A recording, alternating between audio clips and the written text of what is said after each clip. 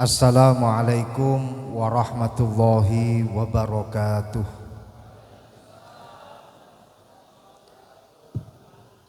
Saya ulangi sekali lagi, saya minta jawab salamnya yang semangat. Saya doakan yang jawab salamnya semangat, insya Allah semua hutang-hutangnya segera terbayar.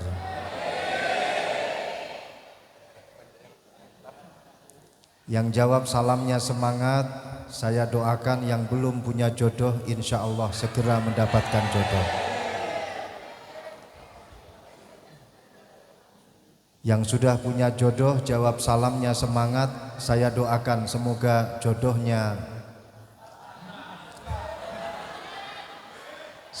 jodohnya tambah istiqomah, keluarganya tambah sakinah, mawaddah warahmah. Assalamualaikum warahmatullahi wabarakatuh.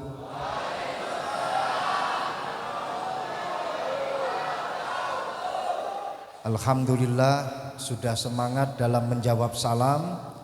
Ini berarti tandanya yang hadir rata-rata utangnya lunas. Bismillahirrahmanirrahim. Alhamdulillah. Bismillahi amantu billah.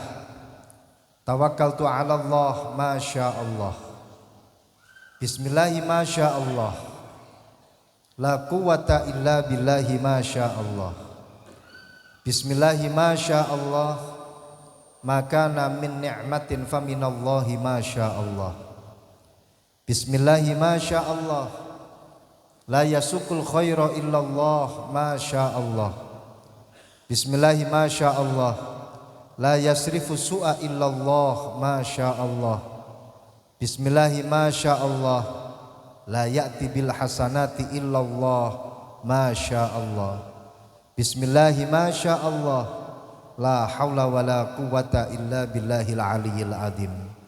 Sengaja saya awali dengan Bismillahi masya Allah karena semenjak saya hadir di Brunei Darussalam hingga sekarang saya lihat masyarakat Indonesia yang ada di Brunei Darussalam luar biasa, istimewa, amazing, masya Allah.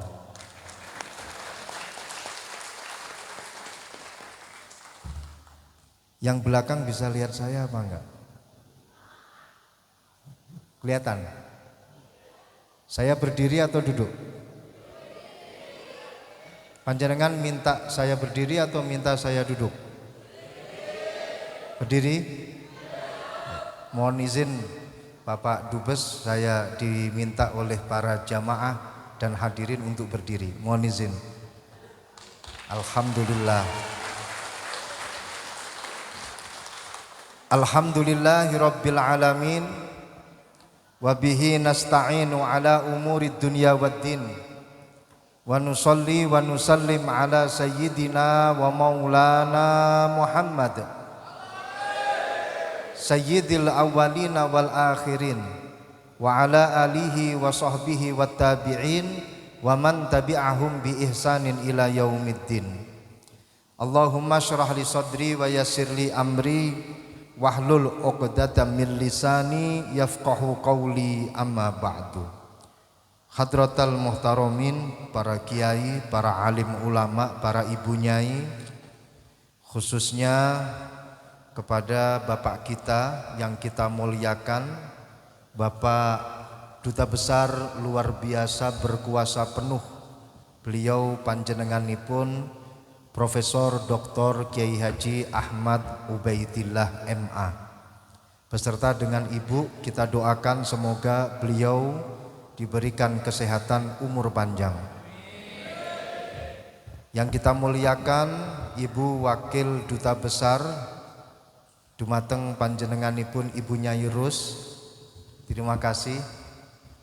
Dan segenap para jajaran Kedutaan Besar Indonesia untuk Brunei Darussalam. Alhamdulillah, tidak bisa saya sebutkan namanya satu persatu karena banyak sekali. Yang kita muliakan segenap para pengurus Nahdlatul Ulama dan juga para kiai serta tokoh masyarakat.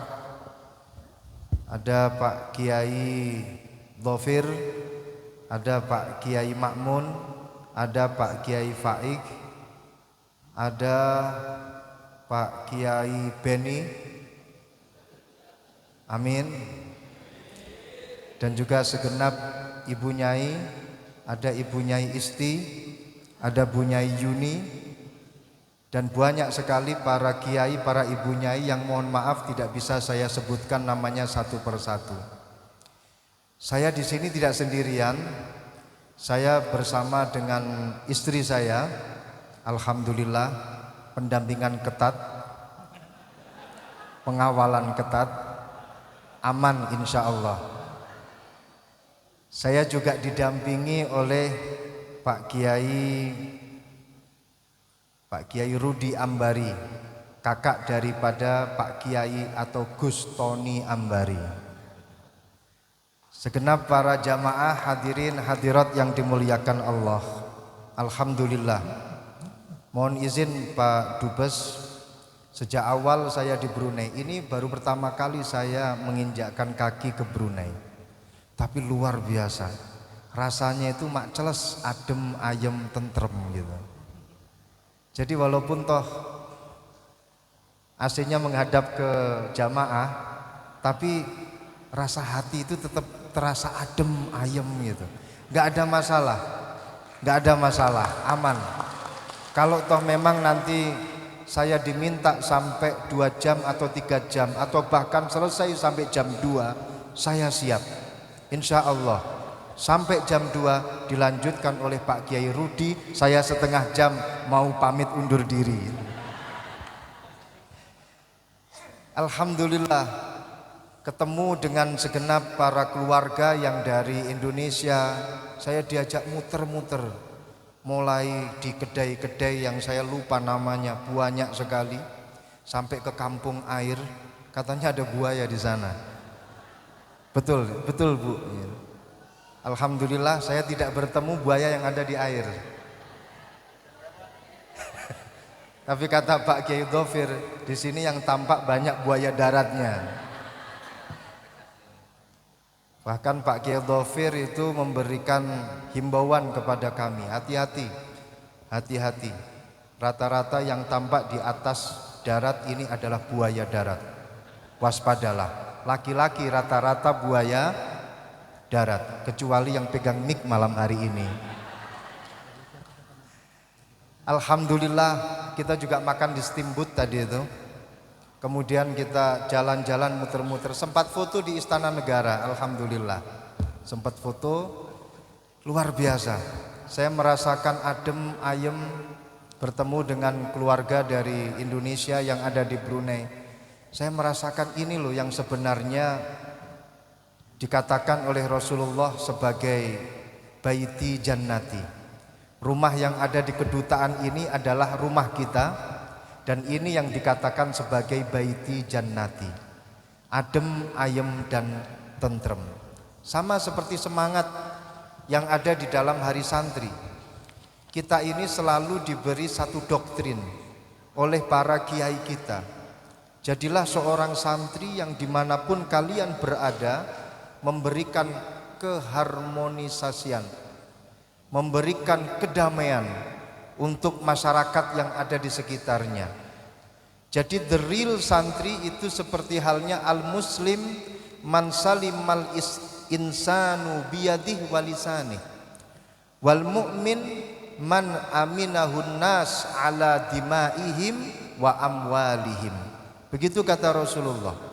Seorang muslim yang hakiki itu adalah seorang muslim di mana ketika dia berada di satu daerah, maka masyarakat yang ada di sekitarnya itu merasa adem, merasa ayem, merasa selamat. Dari apa perbuatannya, dari apa yang diucapkan oleh lisannya, masyarakat sekitar enggak ketakutan. Wal mu'min man aminahun nas ala dimaihim wa amwalihim. Sedangkan seorang mukmin yang hakiki adalah seorang mukmin yang bisa memberikan rasa aman untuk masyarakat yang ada di sekitarnya. Ini kita rasakan bersama di Brunei Darussalam. Keberadaan masyarakat Indonesia di sini insya Allah seperti yang didawuhkan oleh Rasulullah, yaitu komunitas muslim yang hakiki yang bisa membuat kedamaian dan keharmonisan masyarakat yang ada di sekitarnya. Itulah semangat komunitas muslim yang ada di Brunei Darussalam. Tepuk tangan untuk panjenengan semuanya. Dan hebatnya lagi Pak Dubes, guyub, saling tolong menolong, saling bantu membantu. Terbukti beberapa kedai saya hampiri itu rebutan bayari, rebutan untuk menjadi yang bosnya siapa. Sudah biar saya saja, sudah biar saya saja. Padahal saya sudah ambil uang di kantong saya. Tapi luar biasa, Masya Allah, jazakumullah ahsanal jaza. Saling gotong royong, bantu membantu. Dan ini menjadi bukti, kalau ada satu masyarakat yang masyarakatnya itu bersatu, gotong royong, saling bantu membantu, kata Sayyidina Umar ibnul Khattab, ini indikasi. Idza aradallahu fi qaumin khairan fatahallahu lahum babal amal, wa idza aradallahu fi qaumin syarran fatahallahu lahum babal jadal. Ini adalah satu indikasi yang dikatakan oleh Sayyidina Umar ibnul Khattab.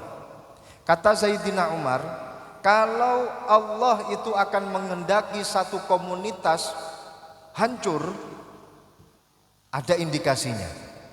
Kalau Allah ingin menghendaki satu komunitas itu makmur, ada indikasinya.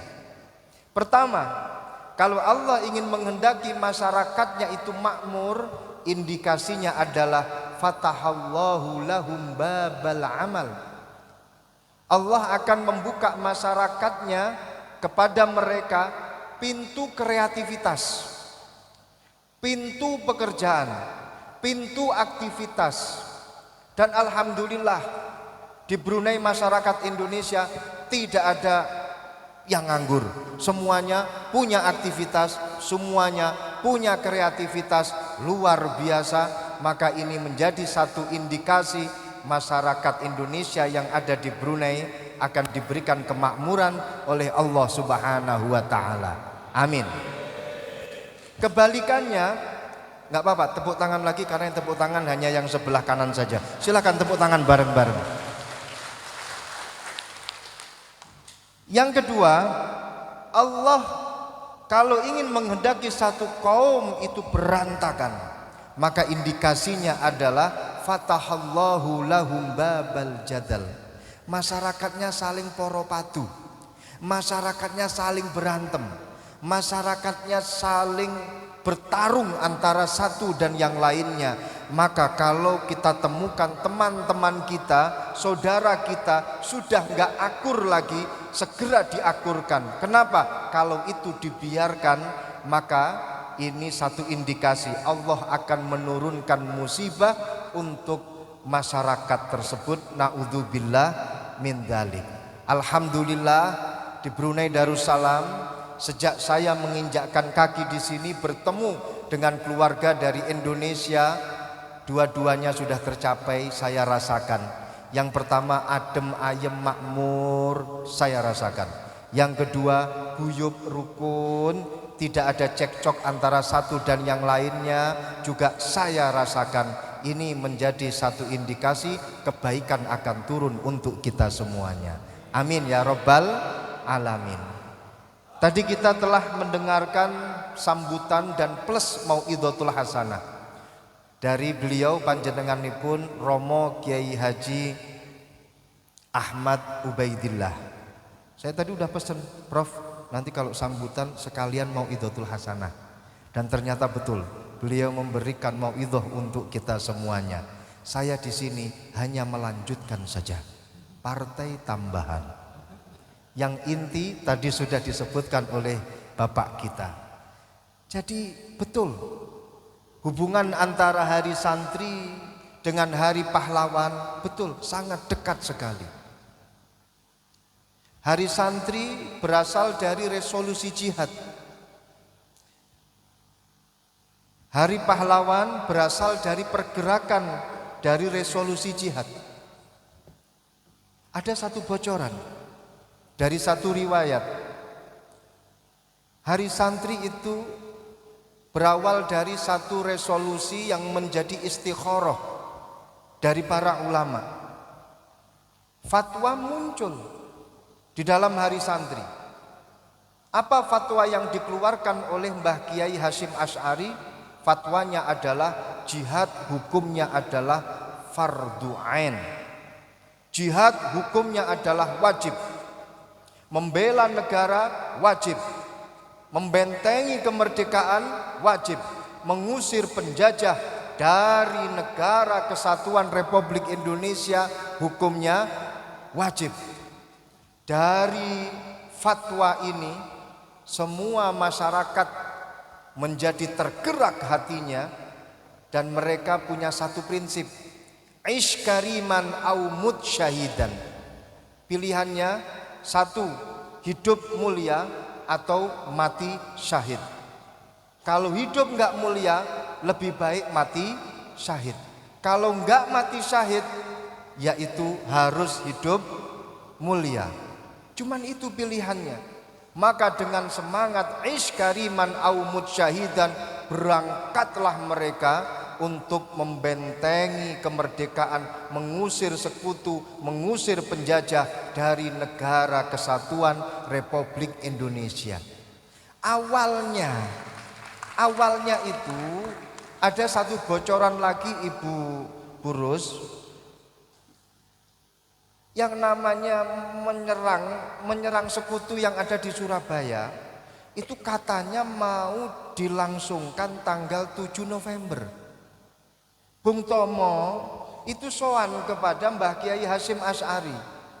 Mbah Yai, kita mau menyerang Surabaya tanggal 7 November. Kata Mbah Kiai Hasyim Asy'ari, ojo, jangan. Kita nunggu panglimanya belum datang. Kita nunggu Mbah Kiai Abbas dari Pondok Pesantren Buntet, Cirebon. Perjalanan begitu lama. Dari Cirebon Buntet menuju ke Surabaya. Tanggal 10 baru datang. 10 kemudian dimulailah itu yang namanya melawan penjajah, melawan sekutu, mengusir sekutu dari Indonesia. Ceritanya seperti itu. Katanya, saya juga enggak menangin pada waktu itu. Belum lahir. Dan yang luar biasa lagi, kalau panjenengan saksikan apa yang dibaca oleh Bung Tomo ketika menggerakkan bangsa Indonesia pada waktu itu. Bismillahi Allahu Akbar. Allahu Akbar. Allahu Akbar. Bung Tomo itu dari sipil. Bung Tomo seorang jurnalis. Bung Tomo punya ilmu Bismillahi Allahu Akbar, Allahu Akbar, Allahu Akbar. Ini kalau bukan dari kiai enggak mungkin. Enggak mungkin. Ada bocoran Bung Tomo ketika akan memulai untuk menggerakkan semangat bangsa pada waktu itu bilang kepada para kiai, "Kiai, ini kalau mau memulai jihadnya itu baca apa? Kalau mau makan kan ada doanya. Kalau mau minum, habis makan, habis minum ada doanya. Mau masuk kamar mandi ada doanya. Mau tidur ada doanya. Kalau mau jihad ini yang dibaca apa? Bismillahi Allahu Akbar, Allahu Akbar, Allahu Akbar. Ini sama seperti kita ketika akan melempar jumroh. Apa yang kita baca ketika lempar jumroh? Bismillah, Allahu Akbar. Kita menganggap yang ada di depan kita ini setan, padahal di depan itu tembok. Enggak apa-apa, yang penting di depan itu setan. Setan siapa saja, pantang Bismillah, Allahu Akbar. Mungkin terinspirasi dari situ. Kalau kita mau menyembelih hayawan kurban, apa yang kita baca? Bismillah, Allahu Akbar. Ya Rabb, hadza minka walaka, hadhihi udhiyati fataqabbal minni. Bismillahi Allahu Akbar. Kemudian baru disembelih. Itu untuk hayawan korban. Pengorbanan dalam berjihad, Bismillahi Allah, Bismillahi Allahu Akbar. Nah, ilmu seperti itu kalau nggak dari pesantren itu nggak ada, bro. Yakin nggak ada. Ada sanad keilmuan Bismillahi Allahu Akbar, Allahu Akbar, Allahu Akbar. Maka jelas untuk menggerakkan semangat bangsa Indonesia pada waktu itu tanggal 10 November, semangatnya dari sanad keilmuan para kiai, Bismillahi Allahu Akbar. Shallu ala nabiyina Muhammad. Duh, jadi antara hari santri dengan hari pahlawan hubungannya erat. Hubungannya erat. Itu sebagai simbol daripada bentuk nurutnya seorang santri kepada kiai. Awalnya mau tanggal 7 November, diundur sampai tanggal 10. Kata kiainya, manut. Kemudian suruh baca apa? Bismillahi Allahu Akbar, manut. Gak baca yang lain. Ayo serang, gak ada. Ayo serbu, bersama kita maju. Yo, ayo, ayo, ayo, gak ada. Tapi yang ada itu, panjenengan dengarkan apa yang dikatakan oleh Bung Tomo. Bismillahi Allah, Bismillahi Allahu Akbar. Ini bentuk daripada sanad keilmuan. Jadi begini, saya ingin menyampaikan bahwa hari santri ini namanya hari santri, tapi yang menggelorakan semangat untuk berjihad itu adalah seorang kiai. Pertanyaannya, kok bisa yang menggelorakan semangat itu adalah seorang kiai, tapi nama harinya itu hari santri? Mestinya kan hari kiai, betul kan? Tapi kenapa yang diangkat itu malah santrinya, bukan hari kiai, namanya hari santri. Itu menunjukkan bahwasannya setiap kiai pasti pernah jadi santri. Tepuk tangan juga nggak apa-apa, yang tepuk tangan satu. Setiap kiai pasti pernah jadi santri. Shallu ala Muhammad. Jadi Pak Kiai Ahmad Ubaidillah pernah jadi santri dulu. Pak Kiai Dhafir pernah jadi santri. Pak Kiai Rudi Ambari pernah jadi santri. Walaupun toh sekarang sebutannya kiai, setinggi apapun jabatan seorang kiai, dia pasti pernah menjadi seorang santri. Nah, kalau Mbah Kiai Hasyim Asy'ari yang menggelorakan semangat jihad, resolusi jihad tanggal 22 Oktober, setinggi apapun derajatnya, beliau adalah seorang santri. Santrinya siapa? Santrinya Mbah Kiai Khalil Bangkalan, dari Madura. Bede dari Madura. Bede. Alhamdulillah. Kemarin saya diundang makan oleh masyarakat Madura yang ada di Brunei. Komunitasnya namanya Asmar.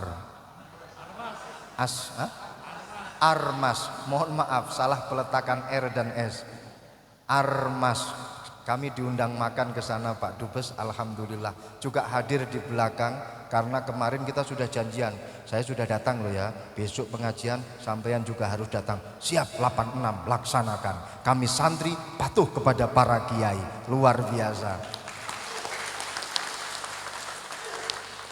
Jadi wujud daripada resolusi jihad, wujud daripada hari santri, ini adalah bukti nyata bahwa yang namanya sanad keilmuan antara kiai turun sampai santri, santri jadi kiai turun kepada santri-santrinya, ini tetap sambung menyambung menjadi satu.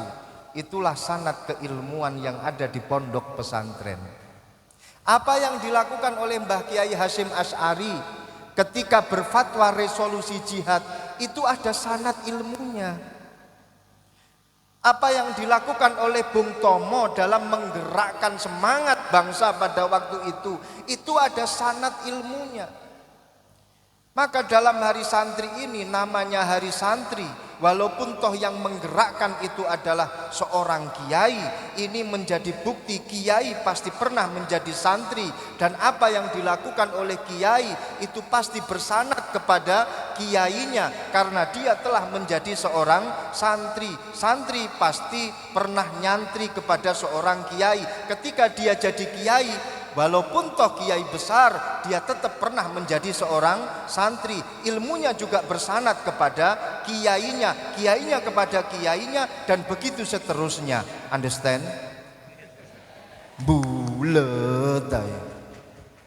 Jadi bisa dipertanggungjawabkan. Teringat dengan dawuhnya Sayyidina Ali karramallahu wajhah, laulal isnad laqala man syaa bima syaa.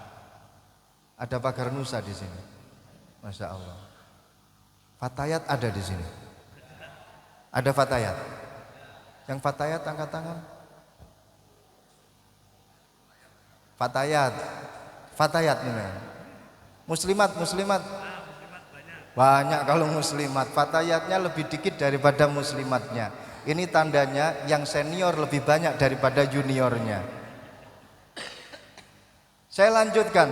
Kata Sayyidina Ali karramallahu wajhah, al-isnadu minad din, laulal isnad laqala man syaa bima syaa. Al-isnadu minad din. Sanad keilmuan itu adalah bagian daripada agama. Kita belajar melalui seorang guru, guru dari guru-gurunya, ini namanya adalah sanad keilmuan. Dan itu kata Sayyidina Ali adalah bagian daripada agama. Laulal isnad laqala man syaa bima syaa. Kalau tidak ada sanad keilmuan, maka orang akan ngomong, kalau kata orang Jawa, saenak udele dhewe. Kalau tidak ada sanad keilmuan, orang pasti akan bicara seenak hatinya, seenak pikirannya. Kenapa? Karena tidak ada responsibility of knowledge. Karena tidak ada tanggung jawab keilmuan, tidak ada tanggung jawab pengetahuan. Pokoknya apa yang ada di dalam otaknya dia sampaikan, walaupun toh itu tanpa dasar dari seorang guru. Ini bukan tradisi dari pondok pesantren. Ini bukan tradisi santri. Maka seorang santri ketika akan mengatakan sesuatu, seorang santri ketika akan melakukan sesuatu, harus ada dasarnya, harus ada sanad keilmuannya. Sama seperti Mbah Kiai Hasyim Asy'ari ketika memfatwakan resolusi jihad, ada sanadnya, ada silsilah keilmuannya, semua tersambung kepada guru-gurunya. Maka dari itu resolusi jihad yang kemudian masuk pada 10 November, semuanya itu ada sanad ilmunya, bersambung ilmunya sampai kepada guru-guru para kiai, dan begitu seterusnya sampai Rasulullah Shallallahu Alaihi Wasallam. Jadi jangan dianggap yang namanya hari santri ini nggak ada sanad ilmunya. Jangan dianggap substansi daripada hari santri, yakni resolusi jihad, itu tidak ada dasar ilmunya. Jangan sampai nanti ada perlawanan dari bangsa Indonesia kepada penjajah, kepada kolonial, mengusir sekutu pada waktu itu, yang kemudian jadi hari pahlawan. Ini nggak ada dasar sanad keilmuannya. Jangan. Ada 100% ada. Fatwanya dari Mbah Kiai Hasyim Asy'ari dan juga dari kiai-kiai yang lain. Istikharah para kiai. Gimana ini? Kita mau fatwa jihad. Gimana ini? Pikir lebih matang. Bagaimana? Kalau saya fatwakan masyarakat pasti akan langsung mendengar. Kiai kan kalau sudah fatwa, waduh, goncang ini. Kiai halal, kiai fatwa halal, kiai fatwa haram, kiai bilang ini. Kalau santri-santrinya mendengar fatwa dari para kiainya, itu harga mati itu. Ini harus dipikir dalam ini. Fatwa resolusi jihad sekali terucap ini akan menjadi satu motor yang luar biasa. Makanya dimusyawarahkan dulu oleh para kiai. Kemudian istikharoi dulu oleh para kiai. Sama seperti para kiai-kiai kita zaman dahulu. Mbah Kiai Hasyim Asy'ari mengumpulkan para ulama untuk istikharah, untuk musyawarah. Sejak dulu itu Mbah Kiai Hasyim Asy'ari ketika mau ngapain saja itu pasti musyawarah, istikharah dengan para kiai-kiai yang lainnya. Ini bukti daripada kebersamaan dan persatuan para kiai. Alhamdulillahnya sanad daripada hari santri, hari pahlawan, serta ilmu-ilmu yang kita dapatkan insya Allah jelas. Bermula dari Mbah Kiai Hasyim Asy'ari. Mbah Kiai Hasyim Asy'ari itu adalah murid daripada Syekhona Khalil Bangkalan. Mbah Kiai Hasyim Asy'ari itu adalah teman besti dengan Mbah Kiai Ahmad Dahlan. Kiai Hasyim Asy'ari itu lahir pada tahun 1871. Mbah Kiai Ahmad Dahlan, pendiri daripada Muhammadiyah, itu lahir pada tahun 1868. Jadi lebih tua sedikit 3-4 tahunan. Makanya Mbah Kiai Hasyim Asy'ari kalau manggil Mbah Kiai Ahmad Dahlan itu siapa? Mas Ahmad Dahlan.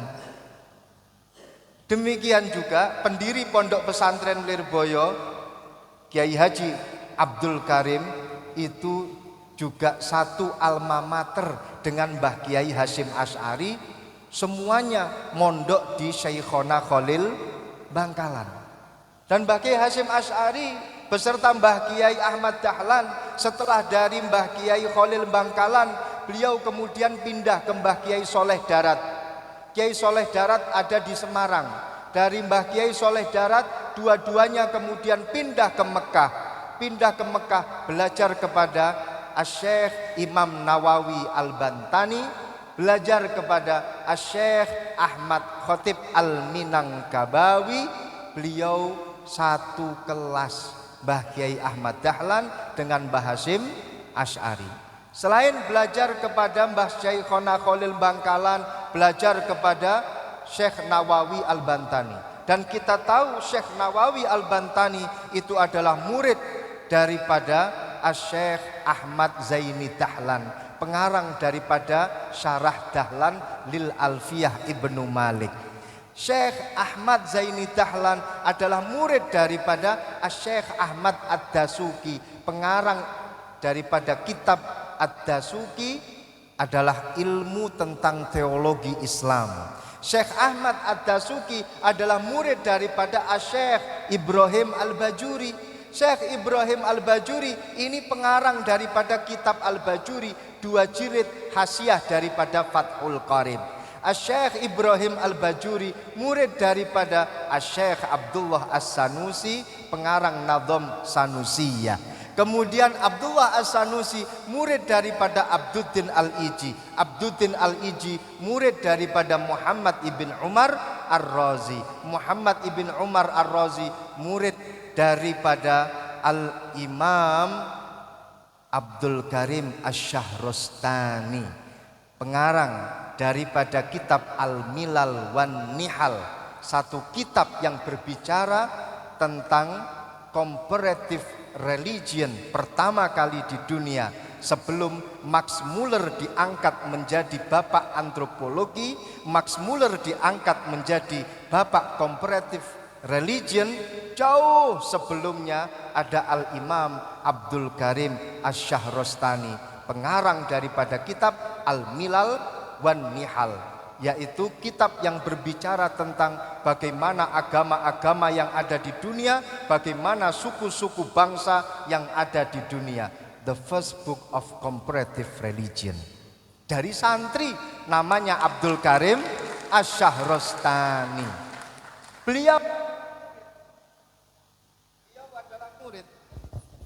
Beliau adalah murid daripada Hujjatul Islam Abi Hamid Muhammad ibn Muhammad Al-Ghazali. Muridnya Imam Ghazali. Imam Ghazali itu adalah orang yang pertama kali mampu mengawinkan antara filsafat Yunani dengan filsafat Islam. Orang yang pertama kali mampu mengawinkan dua ilmu barat dan ilmu Islam adalah Al-Imam Hujjatul Islam Abi Hamid Muhammad ibn Muhammad Al-Ghazali. Dan beliau adalah murid daripada Imam Al-Haramain Al-Juwaini. Imamul Haramain Al-Juwaini murid daripada ayahnya sendiri, yaitu Al-Imam Abdullah ibn Yusuf Al-Juwaini. Abdullah ibn Yusuf Al-Juwaini murid daripada Al-Imam Abdullah ibn Ahmad Al-Marwazi. Abdullah ibn Ahmad Al-Marwazi ini murid daripada Al-Imam Muhammad ibn Ahmad Al-Marwazi, perawi daripada kitab Sahihil Bukhari. Muhammad ibn Ahmad Al-Marwazi ini adalah murid daripada Al-Imam Ibrahim ibn Ahmad Al-Marwazi. Dan Ibrahim ibn Ahmad Al-Marwazi ini adalah murid daripada Al-Imam Ahmad Al-Baghdadi, dan beliau adalah murid daripada Utsman ibn Ahmad An-Malti. Beliau adalah murid daripada dua muridnya Imam Syafi'i. Yang pertama Rabi' ibn Ismail Al-Muridi, dan kemudian Al-Imam Ahmad Al-Muzani. Beliau berdua adalah murid daripada Muhammad ibn Idris Asy-Syafi'i. Dan Imam Syafi'i adalah murid daripada Imam Malik. Imam Malik murid daripada Imam Nafi'. Imam Nafi' adalah murid daripada Abdullah ibn Umar. Abdullah ibn Umar santrinya Rasulullah sallallahu alaihi wasallam. Selesai sudah sanad keilmuan daripada para guru-guru kita, tembus sampai Rasulullah sallallahu alaihi wasallam. Termasuk ilmu yang disampaikan oleh para guru-guru kita adalah pergerakan Hari Santri yang kemudian melahirkan Hari Pahlawan dan melahirkan negara kita. Semuanya itu ada sanad keilmuannya. Alhamdulillah. Jadi ini penting. Seorang santri itu harus bergerak melalui sanad. Enggak boleh. Satu kaidah tasawuf itu malah ada yang mengatakan man ta'allama syai'an biduni syaikhin fa syaikhuhu syaitan.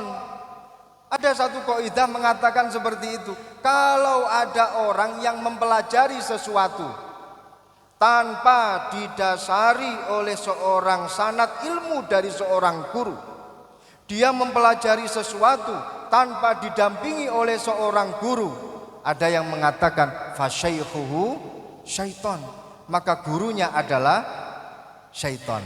Tapi alhamdulillah di Brunei ini luar biasa, kiainya bertebaran, ada di mana-mana, luar biasa. Gak usah khawatir jenengan di Brunei untuk mencari ilmu yang bersanad kepada guru-guru kita, kepada para al-a'immah dan juga para at-tabi'in dan juga para sahabat. Insya Allah kiai-kiai yang ada di Brunei sanadnya sambung sampai Rasulullah Sallallahu Alaihi Wasallam. Amin ya robbal alamin. Alhamdulillah. Ini sanad keilmuan yang pertama yang harus kita camkan dari seorang santri. Yang kedua ingin saya sampaikan, dari Hari Santri yang kemudian menuju kepada Hari Pahlawan, ini menjadi simbol bahwasannya seorang santri ini harus memiliki satu semangat perjuangan. Kita ini juga adalah murid-murid dari para kiai, para pahlawan yang ikut membidani kemerdekaan negara kita. Jangan sampai terus kemudian kita tidur, tidak ikut untuk mengisi kemerdekaan. Jangan ya Dek, jangan. Harus ikut isi kemerdekaan. Guru-guru kita, leluhur-leluhur kita ikut memperjuangkan kemerdekaan, ikut membidani kemerdekaan ini, ikut membidani berdirinya negara kesatuan Republik Indonesia. Maka kita harus ikut mengisi kemerdekaan.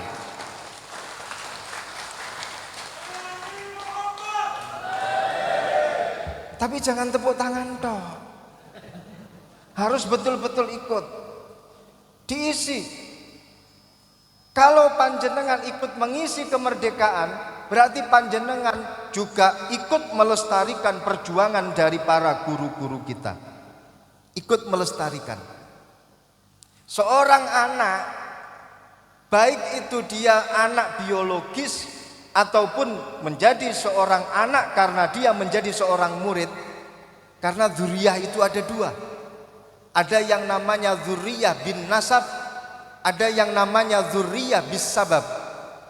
Dzurriyah bin nasab itu artinya hubungan keluarga karena ada hubungan antara anak sama orang tua, antara cucu sama kakek dan nenek, orang tua sama anak, kakek kepada cucu-cucunya. Ini namanya adalah dzurriyah bin nasab, atau hubungan keluarga karena nasab. Yang kedua, ada yang namanya dzurriyah bis sabab, yaitu dzurriyah karena ada hubungan sebab antara dia dengan gurunya, sebab sanad keilmuan. Maka yang namanya seorang murid itu pun juga adalah keluarga untuk guru-gurunya. Keluarga. Kalau kita berbakti kepada orang tua kita, baik itu orang tua yang melahirkan kita ataupun orang tua yang memberikan kita ilmu, salah satu bentuk daripada birrul walidain, berbakti kepada mereka, kata Rasulullah, wa infadhu ahdihima. Infadhu ahdihima.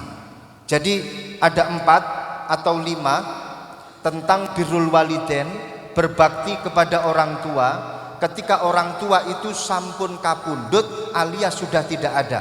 Rasulullah pernah ditanya oleh seorang sahabat, "Ya Rasulullah, hal baqiya alayya syai'un abirrul walidain ba'da wafatihima?" Ya Rasulullah, orang tua saya sudah meninggal dunia, tapi saya ini pengen berbakti kepada orang tua saya. Ada kesempatan enggak? Kata Rasulullah, ada. Ada 5. Ada 5.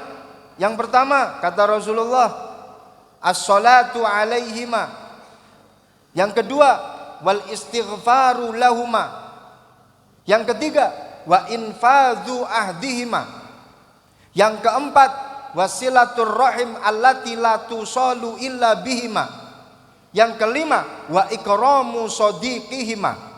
Saya akan menggarisbawahi yang ketiga saja, yaitu infadhu ahdihima. Melanjutkan perjuangan orang tua adalah bentuk daripada birrul walidain, bakti kita kepada orang tua.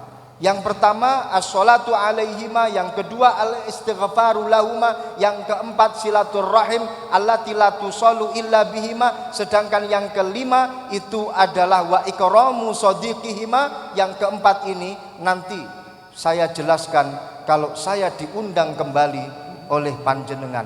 Saya hanya akan menjelaskan yang ketiga saja, yaitu infadhu ahdihima. Apa itu infadhu ahdihima? Melanjutkan perjuangan. Kita kalau melanjutkan perjuangan orang tua, guru-guru kita, walaupun toh mereka sudah tidak ada, Masya Allah, guru-guru kita, pahlawan-pahlawan kita, tahu kalau anak cucunya seperti itu, Yakin Pak, saweneng jan peyuh. Mohon maaf Pak Dubes, saya ini orang Kediri. Orang Kediri itu kalau mau ngomong banget itu tinggal diperpanjangkan kata-katanya. Jadi nggak usah ada kata-kata banget, tinggal dipanjangkan, bisa pakai panjang mat tobi'i atau mat lazim. Kalau pengen ngomong cilik banget jadinya cawili. Kalau pengen ngomong gede banget jadinya, kalau pengen ngomong suwi banget jadinya, ngono yo manut iki sampean dikongkon mecucu. Itu berarti mubalaghah, taukid. Kalau kita seorang cucu, kalau kita seorang anak, orang tua kita, guru-guru kita sudah meninggal dunia, tapi kita melestarikan perjuangannya, mengikuti wasiatnya, apa? Cek. Saya ulangi sekali lagi, semangatnya terputus tadi. Eman semangatnya terputus di tengah-tengah itu nggak enak rasanya itu. Jadi kalau kita seorang anak, kita seorang cucu, kemudian kita meneruskan perjuangan orang tua kita, kita meneruskan daripada prinsip-prinsipnya, mengikuti wasiatnya, maka kita telah melakukan birrul walidain, berbakti kepada orang tua kita, kepada guru-guru kita, dan mereka pasti saweneng. Pol. Ini kunci kesuksesan seseorang. Kita masih percaya bahwa membuat bahagia para leluhur itu adalah kunci kesuksesan daripada generasi seterusnya. Maksudnya begini, ketika kita melestarikan tradisi para leluhur, maka itu menjadi kunci kesuksesan generasi penerus ketika mengikuti prinsip daripada para leluhurnya. Alhamdulillah di pondok pesantren, alhamdulillah para santri masih tetap mengikuti tradisi para leluhur. Kita ini kalau pengen sukses, jangan lupa prinsip leluhur harus kita pegang. Pegang erat-erat. Iya, pegang erat-erat. Ini kunci kesuksesan. Ada satu pepatah mengatakan ummatun la ta'rifu tarikhaha la tuhsinu siyaghata mustaqbaliha. Kalau ada satu umat yang tidak tahu tentang sejarah masa lalunya, la ta'rifu la tuhsinu siyaghata mustaqbaliha, maka dia tidak akan mampu merangkai masa depannya dengan indah. Santri ketika tetap berpegangan dengan tradisi para leluhur, al-muhafadzah alal qadimis salih wal akhdhu bil jadidil aslah, yakin mampu merangkai masa depannya dengan indah. Jangan menjadi generasi yang lupa dengan sejarah para pendahulu kita. Jangan menjadi generasi yang lupa dengan sejarah para pahlawan. Maka niscaya dia akan menjadi generasi yang mudah tumbang. Apa kata Marcus Garvey? A people without knowledge of their past history, origin and culture is like a tree without root. Ini kalau kita maknani pakai makna ala pondok pesantren, a people utawi menungso without knowledge, kelawan tanpa pengetahuan, of their past history, ing sejarah masa lalune, and culture lan budayane, origin lan asal usule, and culture lan budayane, iku is like a tree. Jadi khobar, mubtada'nya a people, alfiyahnya mubtada'un zaitun wa adirun khobar, in kulta zaitun adirun mani'tadar, iku is like a tree koyok wit-witan, without roots, kelawan tanpa oyot. Ini kalau bukan santri tidak bisa memaknai bahasa Inggris pakai makna gandul. Tepuk tangan untuk para santri. Ini kira-kira yang tepuk tangan tahu maksudnya apa enggak ini? Ruwet ini. A people without knowledge of their past history, origin and culture. Ada satu komunitas masyarakat, a people, ada satu golongan manusia. Dia tidak ada rasa tahu, dia tidak ada pengetahuan of their past history, sejarah masa lalunya. Dia nggak tahu originnya, asal usulnya, and culture, tradisi, budayanya, dia tidak tahu. Maka ibarat kata dia seperti apa? Tanaman yang tidak ada akarnya, without roots. Tidak ada oyote, gak ngerti akar sampean. Tidak ada akarnya. Maka walaupun toh itu tanaman berdiri kokoh, gede, wite gede, godhonge akeh, besar, daunnya lebat, tapi kalau tidak ada akar yang menancap pada dasar tanah, kena angin topan angin lesus, des, pasti akan runtuh, pasti akan roboh. Betul?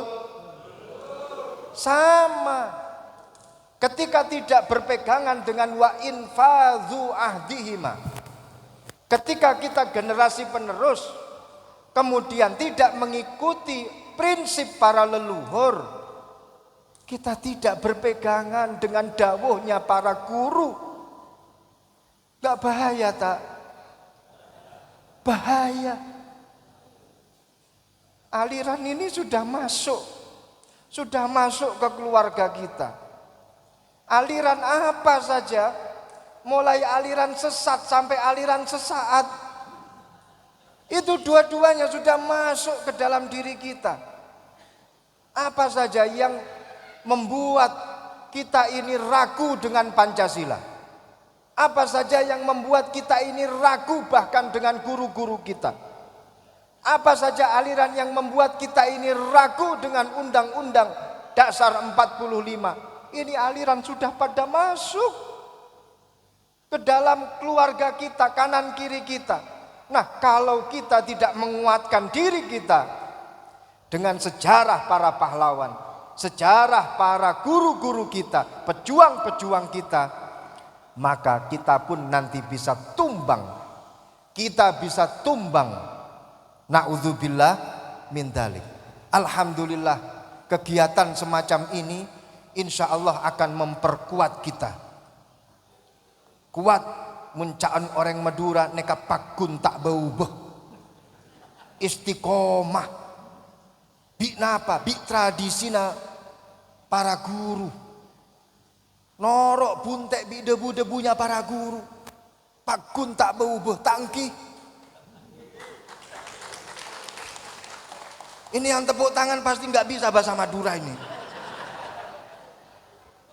Tuh kalau sudah semacam ini, insya Allah santri-santri yang ada di Brunei Darussalam insya Allah akan tetap berpegangan teguh dengan akidah Ahlus Sunnah wal Jamaah, prinsip para guru-guru kita, dan ini menjadi bukti insya Allah masa depan bangsa Indonesia pasti tetap akan terjaga. Amin ya Rabbal Alamin.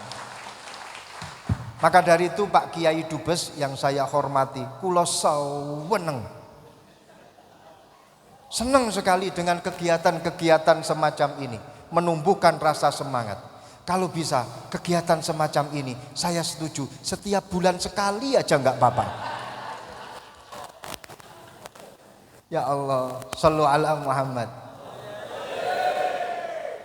Alhamdulillah, pondok-pondok pesantren, santri-santri yang ada di Indonesia tetap istiqomah mengaji. Saya pun juga mendapatkan beberapa informasi, Pak Dubes, ternyata di Brunei ini saya juga bertemu dengan para wali santri.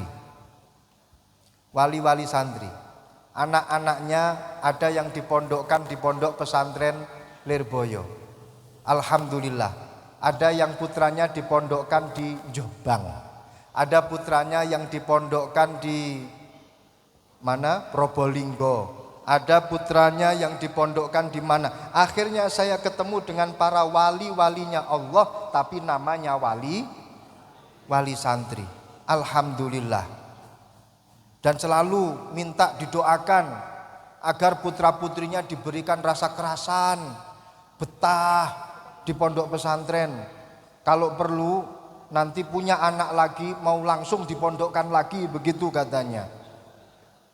Dan saya selalu bilang, panjenengan mboten usah khawatir. Kalau pengen punya anak manut, disuruh mondok manut, disuruh belajar ngaji manut. Ini ada satu amalan, ini hadiah. Jauh-jauh dari Kediri ada hadiah untuk panjenengan semuanya. Baca surat Al-Fatihah. Napa? Baca surat Al-Fatihah. Berapa kali? 41 kali. Enggak apa-apa, 41 kali ini pakai nafas kok. Kalau 41 kali tanpa nafas bahaya ini. Baca surat Al-Fatihah 41 kali. Nggih Pak nggih. Waktunya kapan? Setelah sholat maghrib. Setelah sholat maghrib. Tapi yang baca kalau bisa ibunya ini. Bapak-bapaknya santai Pak. Karena menurut penelitian, kalau ibu yang berdoa ini lebih menancep dari lerung hati. Kalau bapak-bapak yang berdoa, kadang hatinya melayang. Tapi kalau ibu-ibu yang doa langsung dari dalam hati, insya Allah lebih mandi. Ini satu amalan yang dilakukan oleh para ulama-ulama kita zaman dahulu. Kalau pengen anaknya manut, disuruh belajar ngaji, manut, disuruh mondok, manut, disuruh kerja, manut, disuruh nikah, manut. Oh ini penting ini. Penting disuruh nikah sama siapa, manut, dijodohin sama siapa, manut. Pokoknya manut. Bagaimana caranya? Baca surat Al-Fatihah 41 kali. Lebih utama yang membaca adalah ibunya. Dibacanya kapan? Setelah sholat maghrib. Ada yang tanya, loh Gus anak saya 5, apakah nanti 41 kali 5? Enggak, cukup. Jadi walaupun toh anak sampai 5 atau sampai 7, cukup bacanya 41 kali. Dibacanya kapan? Setelah sholat maghrib. Insya Allah dengan begitu manut putra putri ini. Mau diapain saja pasti manut. Nah ini kalau bukan dari pesantren itu nggak ada ilmu-ilmu semacam ini. Ini namanya adalah sanad. Sanad keilmuannya itu juga ada. Ada lagi yang pengen rezekinya lancar. Ini kalau nggak di dunia pesantren ini nggak ada ini. Di dunia pesantren diajarkan bagaimana doanya ini, doanya itu. Ya Allah, kalau pengen rezekinya lancar, ini catat. Harus dihafalkan. Yang pertama, baca sallallahu ala Muhammad. Berapa kali? 1000 kali. Sallallahu ala Muhammad 1000 kali. Wis loyo dhisik sampean.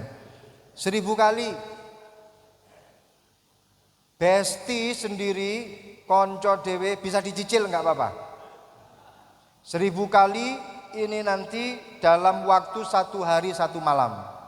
Jadi baca sallallahu ala Muhammad bisa dicicil, pokoknya selama 24 jam ini komplit 1000 kali. Kalau bisa sampai 10.000 kali, alhamdulillah. Kalau malam Jumat usahakan sampai 10.000 kali. Bisa dicicil. Pagi mungkin 100, kemudian siang 500, sore kemudian 300, malamnya sisanya jangkep genep sudah yang namanya Sallallahu ala Muhammad sampai 1000 kali. Yang kedua, ada satu amalan. Ini menurut kisah, amalan ini bisa membuat harga-harga yang ada di pasar itu murah. Wah, Pak Beni langsung wah ya itu. Harga-harga di pasar itu jadi murah. Apa yang dibaca? La ilaha illallah al-malikul haqqul mubin Muhammadur Rasulullah Shadiqul wa'dil amin. Baca sebelum berangkat. Kalau bisa dibuat wiritan, insya Allah mau nawar apa saja murah. Nanti kalau sudah mau berdagang di depan pasar, baca sekali lagi. La ilaha illallah al-malikul haqqul mubin Muhammadur Rasulullah Shadiqul wa'dil amin. Panjenengan masuk pasar, murah insya Allah. Tanya, semisal mau nawar rambutan, ini rambutan harganya berapa 1 kilo? Ada yang bilang pedagangnya 1 kilo ini 100 ringgit. Mahal sekali rambutan 1 kilo 100 ringgit. Gimana kalau 1 kilo 10 ringgit saja? Kata pedagangnya, enggak boleh Pak. Rambutan ini loh. Masa 1 kilo cuma 10 ringgit ini loh. Rambutnya siapa? 1 kilo cuma 10 ringgit, enggak boleh. Kalau pedagangnya bilang enggak boleh, kamu baca sekali lagi di depan pedagangnya.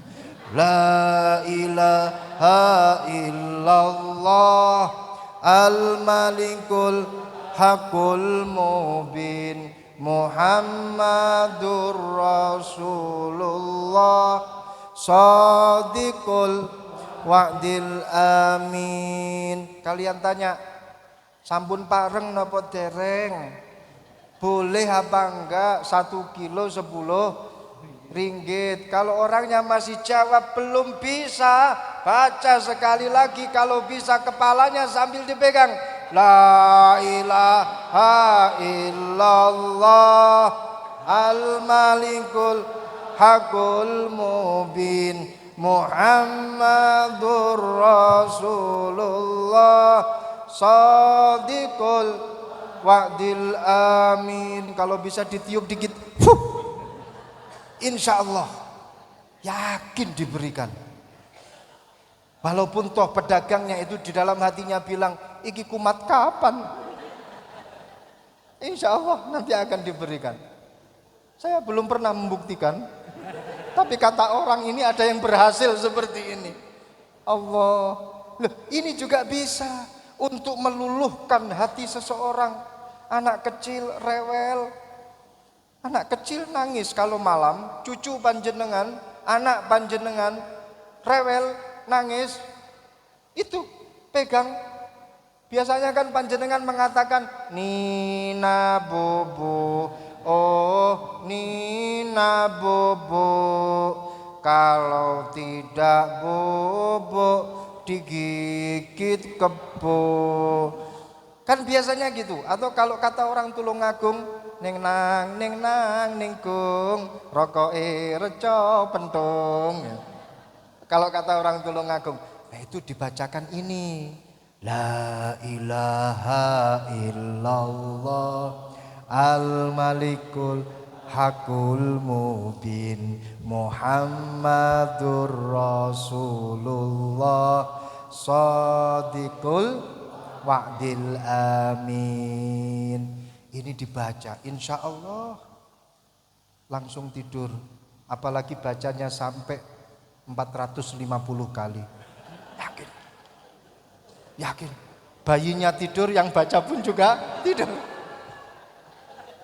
Ya Allah. Tapi ini doa. Itu bisa meluluhkan hati seseorang. Ya Allah. Bu, panjenengan suami-suaminya rewel. Bojo galak, pegang sini rewel. Angkat, la ilaha illallah al-malikul Muhammadur Rasulullah Shadiqul Wa'dil amin. Alhamdulillah, insya Allah kelepek sudah nggak berdaya lagi. Alhamdulillah. Ini namanya adalah doa. Kita harus percaya dalam kehidupan kita ini doa itu adalah sumber daripada kesuksesan seseorang. Saat ini sudah mulai meluntur, Bu. Kehebatan doa sudah banyak yang meragukan. Padahal Rasulullah Shallallahu Alaihi Wasallam itu mengatakan ad-du'a'u silahul mu'min. Doa itu adalah pedangnya orang mukmin. Prinsipnya ad-du'a yughayyirul qada wal qadar. Kenapa? La yughayyirul qada wal qadar illa du'a. Yang mampu merubah qada dan qadar, yang mampu merubah ketetapan Allah, itu hanya doa. Hanya doa. Jadi walaupun Allah sudah menetapkan engkau telah menjadi miliknya, tapi aku punya doa. Aku yakin dengan kekuatan doa, walaupun toh kau ada di seberang sana, sudah jadi milik tetangga, aku dengan kekuatan doaku yakin bisa mengembalikan dirimu kepada diriku. Gitu. Kelihatannya ada yang banyak sekali ini. Jadi ini kekuatan doa yang sekarang mulai melemah. Dulu pernah Sayyidina Umar ibnul Khattab pernah melihat seorang laki-laki itu bawa minuman keras. Mohon maaf, minuman keras itu dilirik sama Sayyidina Umar. Wah, itu laki-laki bawa minuman keras. Takut. Orang yang bawa minuman keras langsung menyembunyikan botolnya di dalam jubahnya. Ini kemudian sama Sayyidina Umar ibnul Khattab ditanya, apa yang ada di balik jubahmu?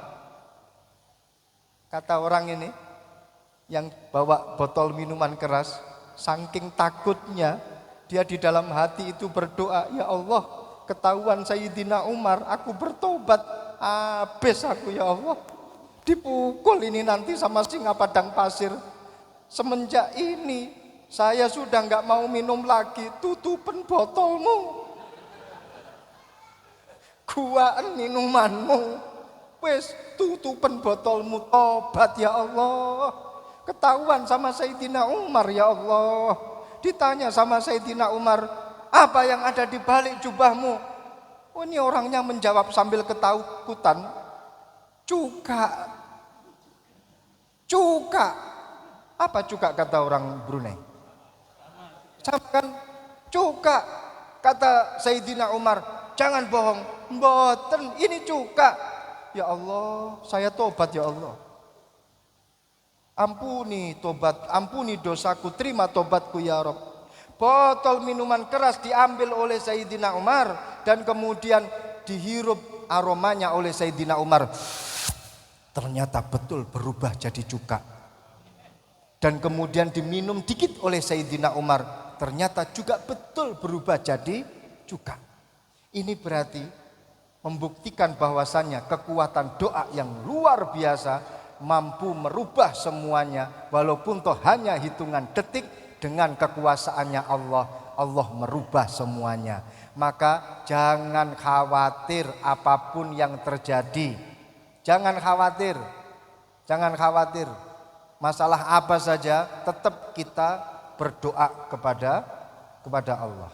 Orang kalau terus berdoa, walaupun toh yang diinginkan itu belum hasil, kata para ulama as-sufiyun, ini orang lahu husnudzon billah.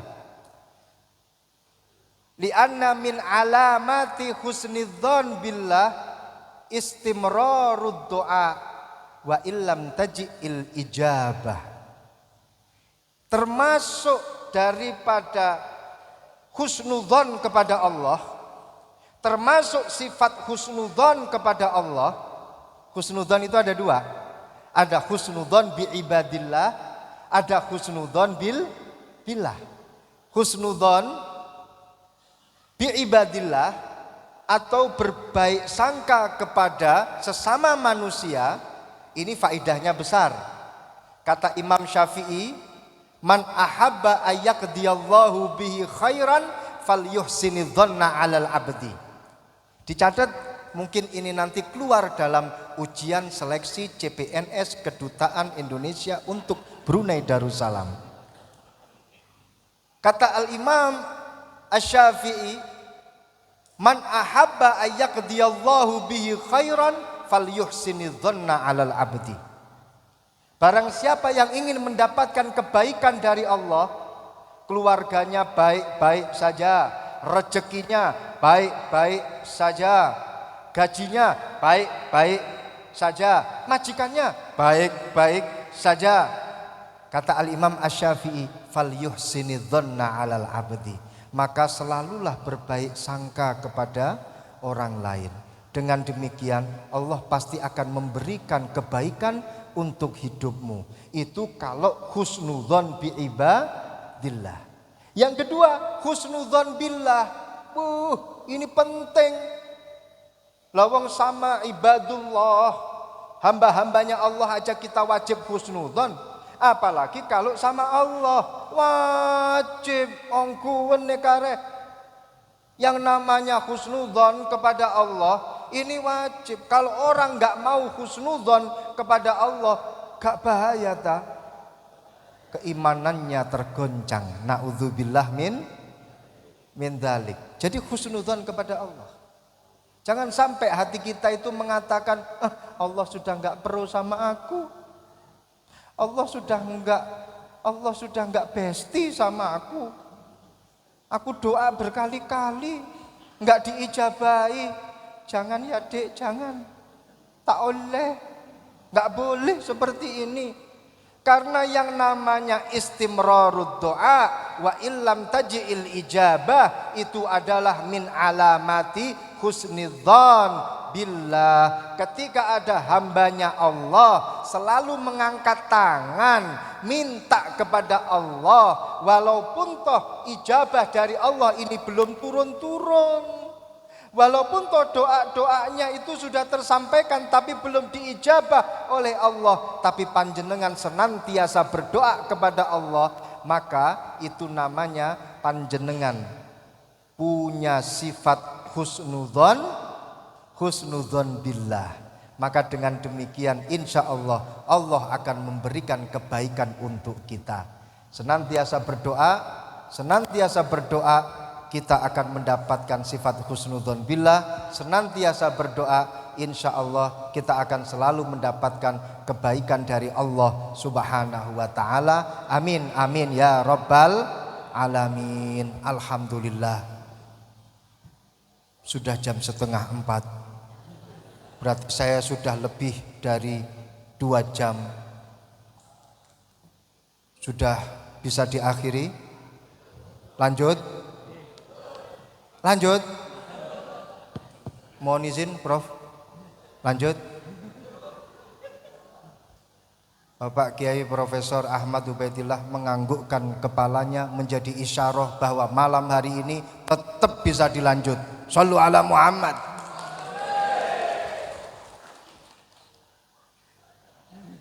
Sampean kok seneng?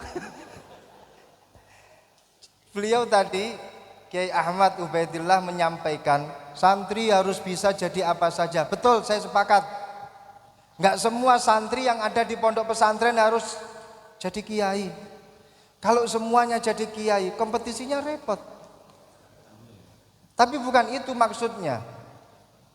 Tapi yang namanya mondok di pondok pesantren, ilmu yang didapatkan ini tidak semuanya mengantarkan para santri untuk menjadi seorang kiai. Tapi yang paling penting adalah bagaimana dia bisa bermanfaat untuk masyarakat yang ada di sekitarnya. Understand? Good. Ya Allah, santri harus bisa menjadi apa saja yang diinginkan oleh masyarakat. Santri siap untuk berkhidmah kepada masyarakat, siap untuk mengayomi masyarakat, dan siap untuk berprofesi apa saja, tetap dengan akhlak kepesantrenan harus dikedepankan. Maka mau jadi apa saja, satu kaidahnya, kun santrian haitsuma kunta. Jadilah seorang santri kapanpun dan dimanapun kalian berada. Loh, ini yang namanya profesionalitas para santri, para pencari ilmu. Ini menjadi satu hal yang sangat penting untuk mengisi kemerdekaan. Masya Allah. Nabi Yakub punya anak yang kemudian salah satu dari putra mereka itu diceburkan oleh putra-putranya yang lain, namanya Nabi Yusuf, dicemplungkan ke dalam sumur. Cemplungkan, bahasa Indonesia apanya? Dijeburin, dijeburkan ke dalam sumur Nabi Yusuf. Kemudian Nabi Yusuf, singkat kata, singkat cerita, beliau dibawa ke kerajaan Mesir. Nabi Yakub alaihi salam pada waktu itu daerahnya sedang dilanda paceklik. Sedangkan Nabi Yusuf anaknya itu sudah menjadi raja, yang diraja yang ada di kerajaan Mesir. Nabi Yakub pada waktu itu dalam keadaan buta, menangis karena putra kesayangannya itu hilang entah pergi kemana. Padahal dijeburkan oleh saudara-saudaranya, terus diangkat, ditemu, jadi budak dan kemudian jadi raja. Singkat cerita seperti itu. Nabi Yakub pernah bilang kepada putra-putranya, hei putra-putraku, kalian kan santri semuanya. Putra-putraku, kamu mintalah tolong ke kerajaan. Kamu masuk ke kerajaan. Tapi saya pesan kepada anak-anaknya ini, ada yang namanya Benjamin, ada yang namanya Lewi, dan lain sebagainya. Saya pesan kepada kalian, wahai anak-anakku. Tertulis di dalam Al-Quran, la tadkhulu ya baniya, la tadkhulu min babi wahid, wadkhulu min abwabin mutafarriqah. Kamu kalau masuk ke dalam kerajaan, jangan dari satu pintu. Ini kamu anak-anak saya, kata Nabi Yakub, wahai para santri, kamu kalau masuk ke kerajaan lewatlah dari berbagai macam pintu. Jangan dari satu pintu. Kalau kita maknai secara tafsir siasi atau tafsir ilmu politik dan tafsir kekuasaan, yang namanya kerajaan itu adalah simbol daripada kekuatan. Decision maker itu adalah kerajaan. Yang namanya kerajaan itu adalah simbol daripada kekuatan dan kekuasaan. Apa kata Nabi Yakub? La tadkhulu min abwa, la tadkhulu min babi wahid. Kamu jangan masuk melalui hanya satu pintu. Santri, halo. Santri, halo. Santri harus siap untuk masuk ke dalam kerajaan melalui pintu mana saja. Ingin kuat, pengen kuat napa mboten? Pengen punya kekuatan? Pengen punya kekuatan? Pengen punya kekuatan? Harus masuk dari berbagai macam pintu. Kerajaan simbol daripada kekuatan. Santri ingin mengisi kemerdekaan, santri ingin punya kekuatan, maka harus masuk melalui banyak pintu. Ada yang jadi politisi, santri jadi politisi, siap. Ada yang jadi menteri, siap. Ada yang punya kargo, importir, ekspor dan impor, siap. Ada yang punya steamboat dan grill, siap. Ada yang punya kedai, siap. Ada yang punya sayur, siap. Ada yang pokoknya ada aja deh, siap. Mau ngapa-ngapain, profesinya apa saja, siap. Mulai jadi dari apa adanya sampai jadi dubes, siap. Seorang santri harus siap untuk menjadi apa-apa, siap untuk mengayomi masyarakat, siap untuk meladeni masyarakat. Siapa kita? Siapa kita? Siapa kita?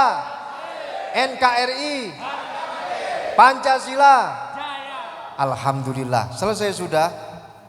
Terima kasih atas persatuan dan kesatuan kita. Ingat, al-ukhuwah sababul quwah. Persatuan dan kesatuan adalah sebab daripada kekuatan. Dengan persatuan kita insya Allah kuat. Ada satu pepatah, bersatu kita teguh, bercerai kita. Oh, jangan gitu. Ada yang jawab kawin lagi. Enggak, bukan itu pepatahnya. Kita ulangi sekali lagi. Bersatu kita teguh, bercerai kita runtuh. Demikian yang bisa saya sampaikan. Wal-afu minkum. Wassalamualaikum warahmatullahi wabarakatuh. Waalaikumsalam warahmatullahi wabarakatuh. Kepada Gus Reza untuk tetap di atas panggung. Hadirin yang berbahagia, demikian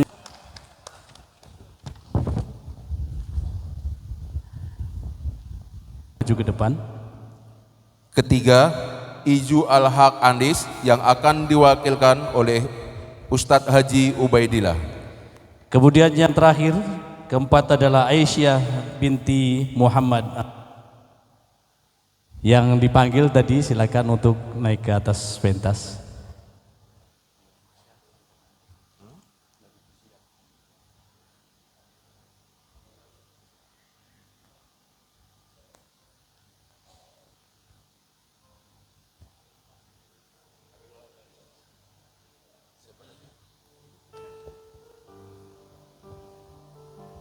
Ya, penerima apresiasi santri cemerlang warga negara Indonesia yang belajar di Tahfiz Quran Brunei Darussalam 2025. Dimohon dengan hormat Bapak Duta Besar berkenan untuk memberikan piagam dan cenderahati kepada para santri cemerlang. Kepada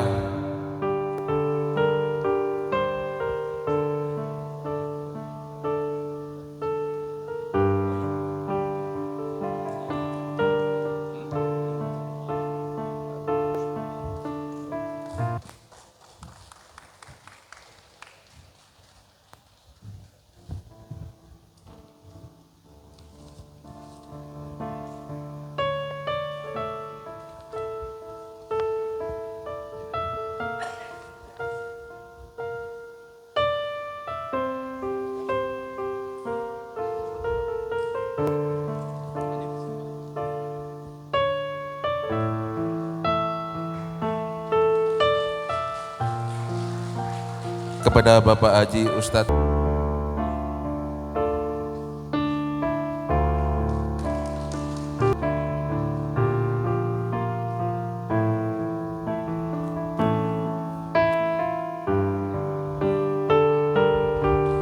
Baik, terima kasih kepada Bapak Duta dan pengurus PCN Brunei Darussalam, sekaligus juga Ananda dan Adida Santri. Hadirin Bapak dan Ibu sekalian yang berbahagia.